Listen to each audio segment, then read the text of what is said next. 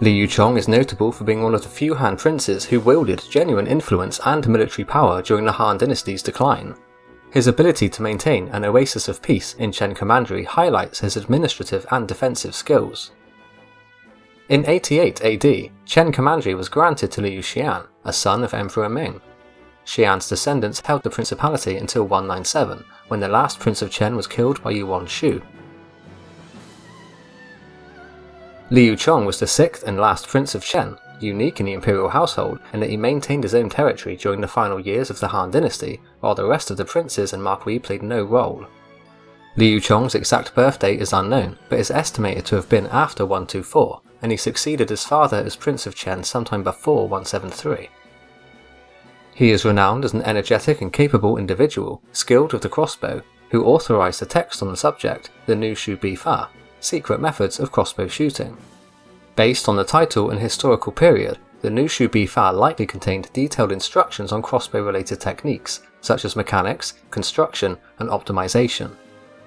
Shooting techniques include aiming, firing, and handling the weapon in various conditions, like terrain or weather, and strategies for deploying crossbows in military formations. The secret methods likely refer to advanced or specialized techniques that give the user an edge in accuracy or efficiency, possibly including methods for rapid reloading or firing in formation. His commanding presence shone through in maintaining stability within his territory throughout the years, highlighting his expertise. Liu Chong and his ex-chancellor Wei Yin were accused by the new Chen chancellor Shi Qian, who was likely appointed by the Han imperial court. In 173, he levelled accusations against his lord for inappropriately making sacrifices to deities, seeking fortunes beyond their ranks. This was impiety, the most serious of crimes under the Han dynasty, and tantamount to treason. Both Wei Yin and his accuser were brought to the capital of Luoyang in cage carts for questioning. The rituals in question involved sacrifices made to Huang Lao, a deity or philosophical figure representing the Yellow Emperor, Huang Di, and the legendary author of the Tao Te Ching, Lao Zi. Central to Han early Taoism, offerings were made to deities in hopes for gaining divine favour, prosperity, or specific fortunes. In this case, the ceremonies were conducted privately or in a manner seeking personal or political advantages. The eunuch Wang Fu presided over the investigations, and while he found that the ceremonies made to Huang Lao were improper, there were no grounds for charges of impiety. As Shi Qian had falsely accused his lord and was now himself guilty of impiety, he was executed alongside Wei Yin, despite the latter's partial exoneration. At this time, Emperor Ling had just exterminated the family of Liu Kui, the Prince of Bohai, on similar charges.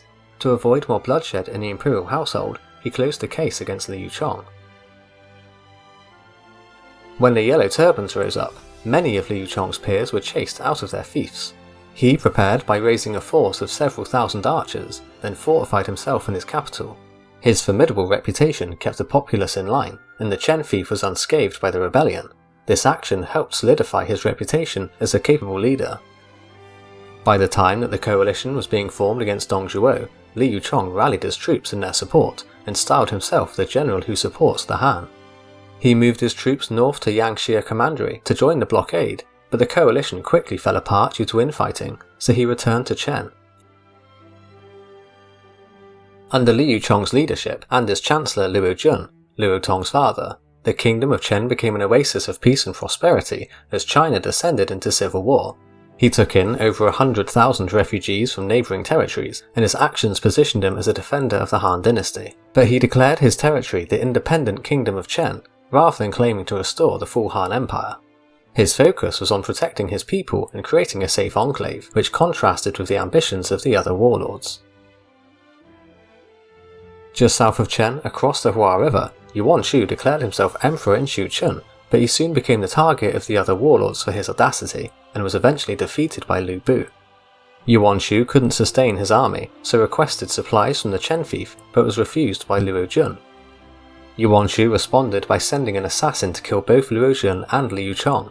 With the two leading figures dead, the kingdom of Chen fell into ruin. Liu Chong was honoured as Prince Min of Chen, meaning pitiful Prince of Chen, a name that echoes the tragedy of his fate. His death marked the end of the Chen princely line and symbolised the further erosion of the Han.